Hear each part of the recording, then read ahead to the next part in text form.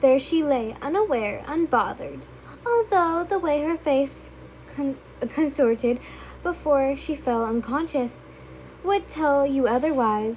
Muzan had summoned Doma once again. Muzan-sama, I have been requested? He teased his superior, eyeing the sleeping Hashira. He grinned, enjoying the view of the such strength suddenly seeming inferior before Kibuchi himself.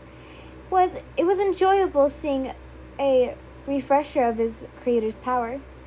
Doma, earlier you mentioned that Daki had failed to complete her task that I set out for her.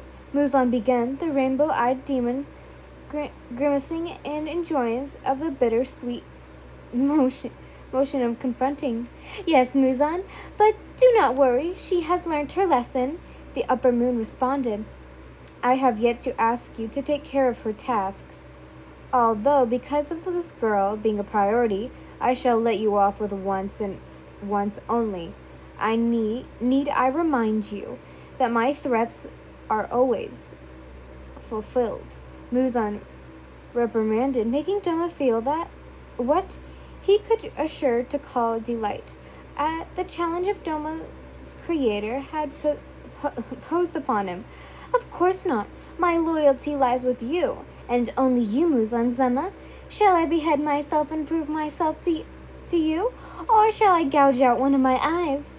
Doma had asked, seemingly toying with the superior. In frustration, Muzan frowned as he placed a hand on the head of a Hashira.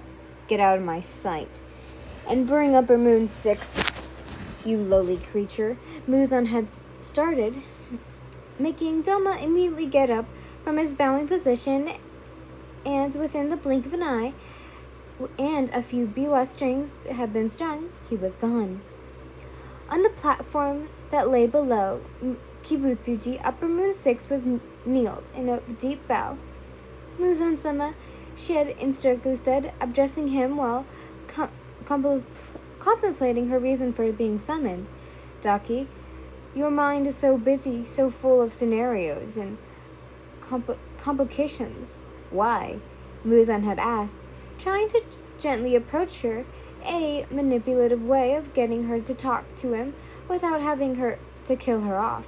Daki slightly gasped, her teeth straightened against each other, slightly darting her head up. I'm sorry, Muzan-sama. I hope I haven't offended you. I'm simply worried about my reason for being summoned, as I never wish to disappoint you. Daki had started, fully explaining herself in front of the person she so admired and respected. Yet her features suddenly turned dark when she noticed how his hand was gently placed upon the Hashira's head. Muzan instantly snapped her out of it, refocusing her attention on him. It is very difficult for you to disappoint me, Daki, but I must let you know that I am rather let down that you were unable to fulfill a task that I have purposely given you, although I shall not resent you for it, as it is interfered in. Muzan had started, not looking satisfied nor displeased at the situation he confronted the demoness with. Fear engulfed the young demon. Muzan, noticing her fist suddenly being clenched brusquely in her self-disappointment, Daki's eyes jumped to Muzan's hand, changing positions from the Hashira's head to her shoulder. As he was lying on her side against, resting her head on his lap, Muzan could tell the demoness before him was submerged with jealousy at the imminent movement of Muzan was creating between himself and the fallen Hashira. Kibuchi took great pleasure in her jealousy, knowing it meant she was fully loyal to him, still hanging on to every word that she fell off of her tongue. Daki, it is very important that every task I assign to you is fulfilled, and I expect it to be done without interference. Next time. Is that understood? Muzan asked, his eyes looking down, analyzing how the kimono fell off the Hashira's shoulders, where his hands were placed, and how delicate the soft and soft her skin felt. Yes, yes, Muzan-sama, she babbled in the sudden admiration she felt according through her veins. Very well. You are to be here at the next hour. You are dismissed, Muzan retorted, making the demon suddenly dart between the intertwining corridors and passageways before disappearing completely from his sight. His glance down at the Hashira on his lap.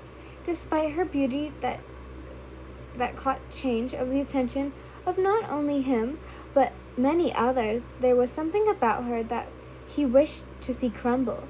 As he ran his cold, slender fingers across her exposed shoulder, it became oblivious that she was slowly regaining consciousness as a slight shiver whenever his fingertips made contact with her smooth skin. After the sound of several strings being tugged, the fortress shifted, and the deep orange glow in the shadows protruded along with it. Akaza was standing in front of the Demon King, as he had been ordered to ensure no harm comes across the girl. Akaza moved onto the platform on which the girl still lay, unaware. He felt Muzan's eyes burning through his flesh, the pain as horrible as what he assumed the sun felt like. Akaza slightly picked up the girl, making sure to support her neck, allowing the rest of her kimono to fall down between his arms. He made sure she was fully covered by the kimono and head through the alternating and shifting passageways. After hundreds of corners being turned and several passageways that were seemingly infinite, Akaza came to a halt in one of the corridors that was dimly lit. Hundreds of screen doors filled along the sides of the walls, yet that wasn't why he had stopped. In the near end of the hallway stood a tall figure in slight gold trim embroidered aglow. Akaza clenched his teeth, a bitter hatred for the demon near him.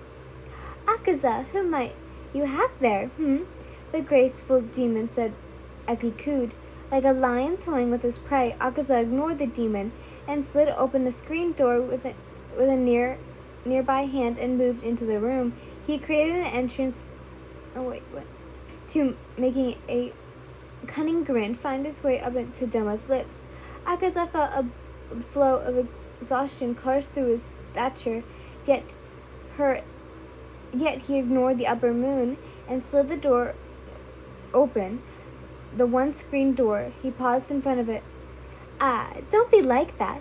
It seems you have quite decency there, don't you? Doma remarked upon by decreasing the distance between the two of them. Akaza maintained his pace, closing the screen doors behind him and gently laying the girl down on a nearby bed, ensuring she was properly covered by the sheets to ensure her body maintained the warmth it had lost due to Muzan. Sorry, I'm going to say this again because my thing cut out. Muzan's blood. Akaza went into a shadowed corner of the mutely lit up room. He sat and kept a watch on the girl just as he had been ordered to.